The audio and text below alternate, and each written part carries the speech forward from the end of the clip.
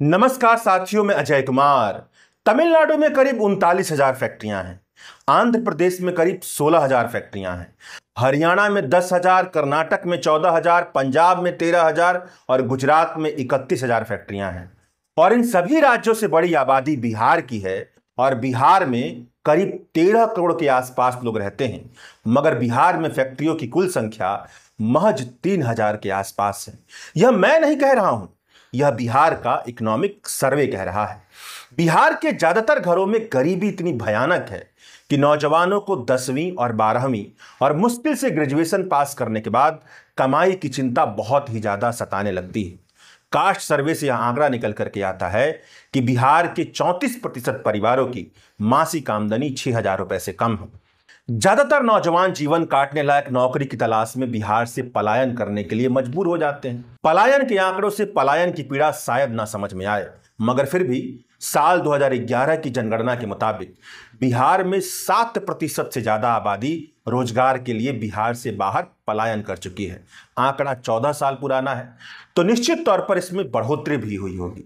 बिहार की गरीबी, पलायन और बेरोजगारी के अनगिनत कारण है, मगर एक प्रमुख कारण जो चुनावी राजनीति की गलियों में सुनाई देती है वह यह है कि बिहार में उद्योग धंधों की कमी है। बिहार में फैक्ट्रियों की कमी है जहां से रोजगार निकलता है।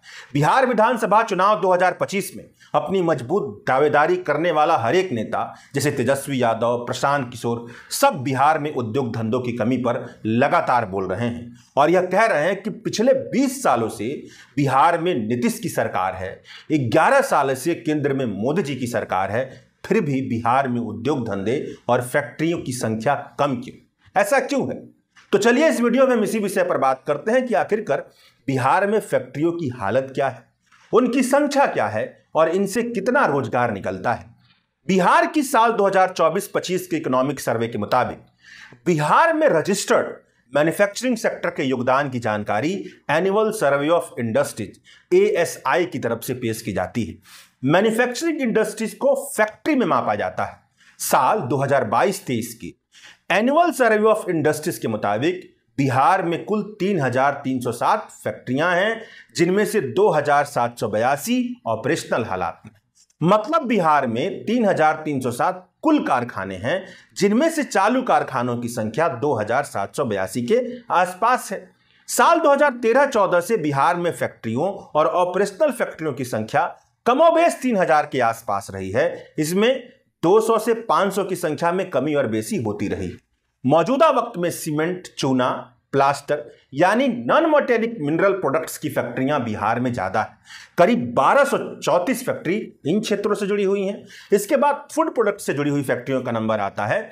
बिहार में 905 फूड प्रोडक्ट से जुड़ी हुई फैक्ट्रियां हैं। अगर पूरे भारत के हिसाब से देखें तो ASI का आंकड़ा बताता है कि साल 2022-23 में भारत में कुल फैक्ट्रियों की संख्या 2,53,354 थी, जिनमें से ऑपरेशनल फैक्ट्रियों की संख्या 2,06,523 थी।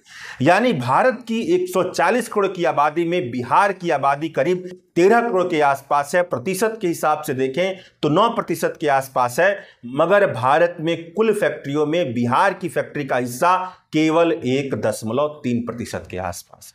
यानी बिहार में फैक्ट्री की संख्या आबादी के हिसाब से देखा जाए तो बहुत कम है।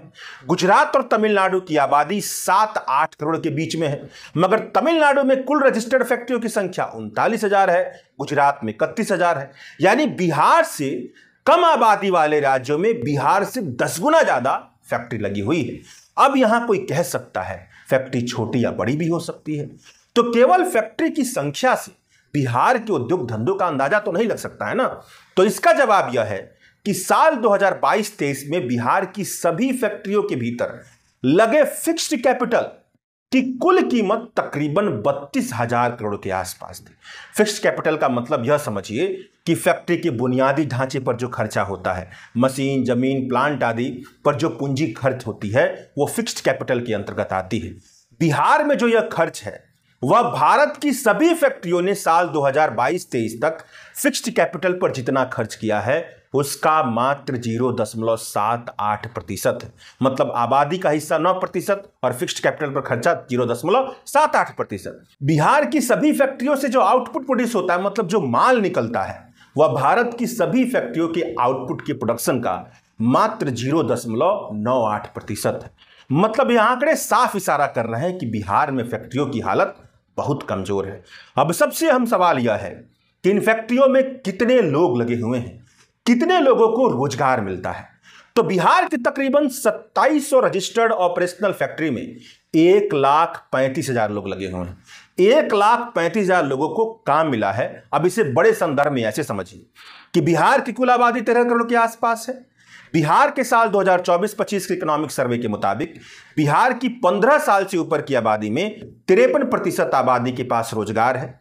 रोजगार के आंकड़ों के बढ़ने का खेल ऐसा है कि इस 53% वर्किंग पॉपुलेशन रेशियो में तकरीबन 60% कामगार आबादी सेल्फ एम्प्लॉयड है। मतलब अगर किसी परिवार के पास एक दुकान है और उस दुकान को पति पत्नी वयस्क बच्चे सब मिलकर चलाते हैं तो वह सब रोजगार की कैटेगरी में रख लिए जाते हैं, भले ही उनकी कमाई नाम मात्र की क्यों ना हो। यह आंकड़े साफ इशारा करते हैं कि बिहार में बहुत बड़े लेवल की बेरोजगारी है, जो आंकड़ों के भीतर आंकड़ा देखने से पता चलती है। और वहां यह भी दिख रहा है कि केवल 3,000 के आसपास रजिस्टर्ड फैक्ट्रियां हैं, जिसमें केवल 1,35,000 लोगों को किसी ना किसी तरह का काम मिला है। इन सारी जानकारी के बीच में जरूर ध्यान रखिएगा कि यहां पर केवल रजिस्टर्ड फैक्ट्रियों की संख्या बताई जा रही है और यहां पर लगे रोजगार में जो संख्या है उसके बारे में जिक्र किया गया है।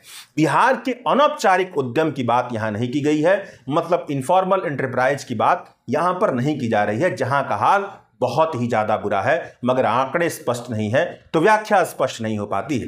निष्कर्ष साफ दिखाई दे रहा है कि फैक्ट्री के दम पर बिहार की बहुत बड़ी आबादी का जीवन नहीं चल रहा। इकोनॉमिक सर्वे ही कहता है कि बिहार की कुल आबादी की 75% जो आबादी है, बिहार की कुल आबादी में जो 75% आबादी है, उनकी जीविका कृषि पर निर्भर है और कृषि का योगदान बिहार की कुल जीडीपी में महज 19 से 20% के आसपास है।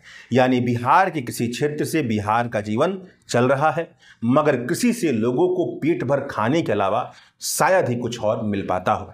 शुक्रिया। द वायर के और वीडियोस देखने के लिए सब्सक्राइब करें और बेल आइकन पर क्लिक करें। स्वतंत्र पत्रकारिता की आर्थिक मदद करने के लिए डिस्क्रिप्शन में दिए गए लिंक पर जाएं और अपनी राशि चुनें।